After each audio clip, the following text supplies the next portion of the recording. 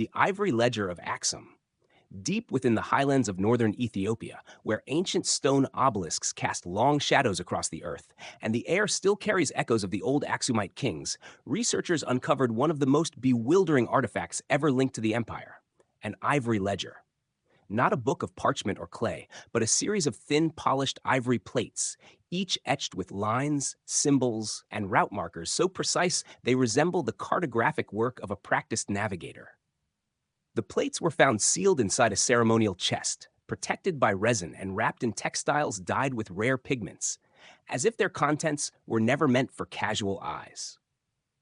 What makes the ivory ledger extraordinary is not merely its craftsmanship, but its geography. The trade routes carved into its panels stretch far beyond the known Axumite network.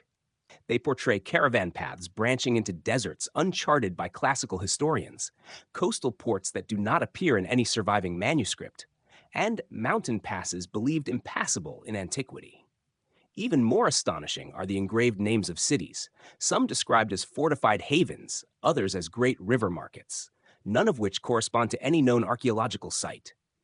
These cities are drawn with architectural icons, stepped towers, crescent walls, and tall gate arches, unlike anything documented in the region. Scholars debate whether these represent lost kingdoms, secret trading outposts, or symbolic destinations used only in ritual or myth. Yet the meticulous detail of the distances suggests something more than imagination. One route in particular has captured global attention: a long, sinuous path running southwest across harsh terrain toward a settlement marked by an unfamiliar script. At its terminus lies a circular symbol often interpreted as a well or spring, leading some to speculate that the ledger hints at an ancient water network or a vanished lake system once vital for trade. Equally puzzling are the inscriptions along the margins, notations in Ge'ez interwoven with symbols resembling South Arabian characters. These marginal notes reference weights, commodities, and seasonal winds, pointing to a sophisticated understanding of long-distance commerce. Among the listed goods are items already known to Axumite trade, such as frankincense, gold, and textiles.